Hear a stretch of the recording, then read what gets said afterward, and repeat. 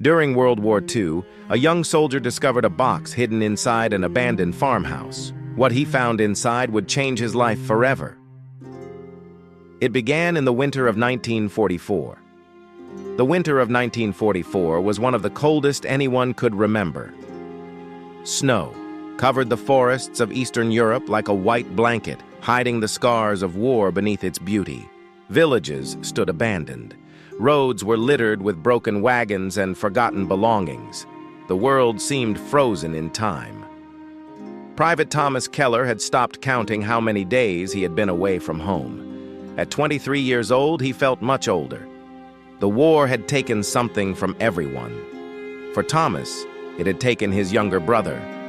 For months, he carried the guilt like a stone inside his chest. His brother Daniel had volunteered first. Daniel had always been fearless. He never came home. Now Thomas marched through endless snow with hundreds of other exhausted soldiers, wondering if he would meet the same fate. One evening, his unit arrived at a ruined village near the border of Poland. Most of the houses were empty. The church had lost its roof. The school was burned. Only silence remained. The commanding officer ordered the men to spend the night there before continuing east at dawn. Thomas found shelter inside a damaged farmhouse. The walls were cracked. The windows were gone. The place smelled of smoke and old wood. As he prepared his sleeping bag, something caught his eye. A small wooden box sat beneath a broken table. Curious, he pulled it free. Inside were dozens of letters tied together with faded blue ribbon. The envelopes were old. Each one had been carefully sealed, but none had an address. No names, no stamps, only dates. The earliest was dated 1938. The latest was dated 1943. Thomas opened one. The handwriting was neat and delicate. It began, "Dear friend, if you are reading this, then perhaps you are lonely too. I do not know your name, but I think everyone needs someone to talk to." Thomas frowned. The letter continued for several pages. It was written by a girl named Anna. She described her village, her dreams, the river where she liked to sit and watch birds, the bakery owned by her father, the songs her mother sang while cooking. It was strangely comforting. For a few moments, the war disappeared. When he finished reading, he opened another, then another. Every letter felt like a conversation.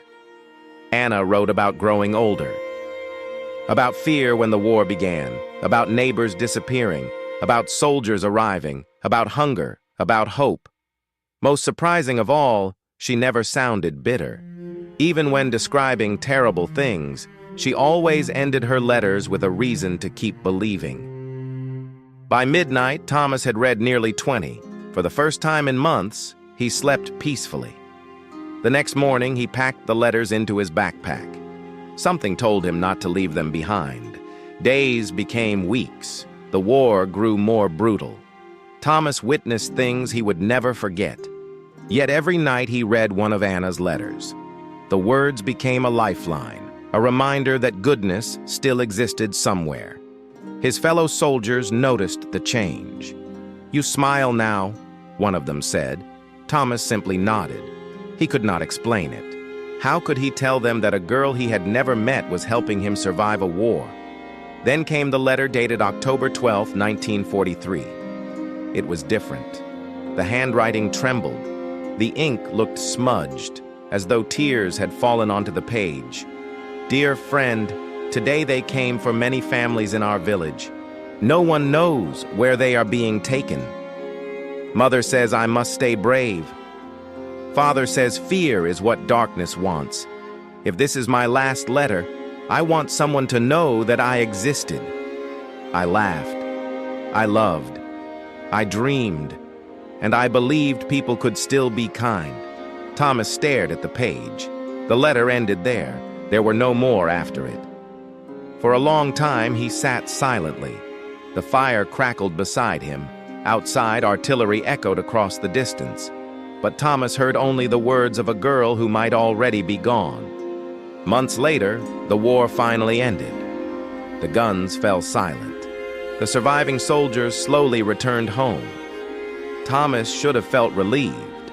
Instead, he could not stop thinking about Anna. Had she survived? Had her family escaped? Or had those final words truly been goodbye? Most people wanted to forget the war. Thomas could not. In the summer of 1946, he returned to the village where he had found the letters. The journey took days. When he arrived, reconstruction had barely begun. The village looked slightly more alive than before. Children played near the church ruins. Farmers worked the fields, but many buildings remained damaged. Thomas asked elderly residents if they remembered a girl named Anna. Most shook their heads. Years of war had blurred countless memories. Then he met an old woman sitting outside a small cottage. When he mentioned Anna's name, her eyes widened. "You knew Anna Novak?" she whispered. Thomas felt his heart race. "I found her letters." The woman stared at him for several moments. Then she began to cry. Everyone thought those letters were lost. Thomas sat beside her. The woman explained that Anna had been 15 years old. She loved writing. Every week she wrote letters to imaginary friends around the world. She believed that someday someone might need them. She called them her letters for lonely hearts. She never mailed them. She simply stored them in a wooden box beneath the farmhouse. Then the woman revealed something unexpected. Anna had not died. At least, not then. She and her parents had been taken from the village, but somehow they survived. After the war, they emigrated. No one knew exactly where. Thomas felt a strange sense of relief. She had lived. For years, that knowledge stayed with him. Life moved forward. He married, had children, started a small business. Yet he never stopped wondering what became of Anna. Then, in 1962, nearly 18 years after finding the letters, something extraordinary happened. A letter arrived in his mailbox. No return address, only his name. Inside was a single sheet of paper. The handwriting looked familiar, painfully familiar. His hands trembled as he unfolded it. The message read, "Dear friend, if you are reading this, then my letters were found. I always hoped someone would discover them one day. The old woman from my village told me about the soldier who came searching for me. Thank you for carrying my words through the war. You survived. That means my letters did their job. With gratitude, Anna." Thomas sat motionless.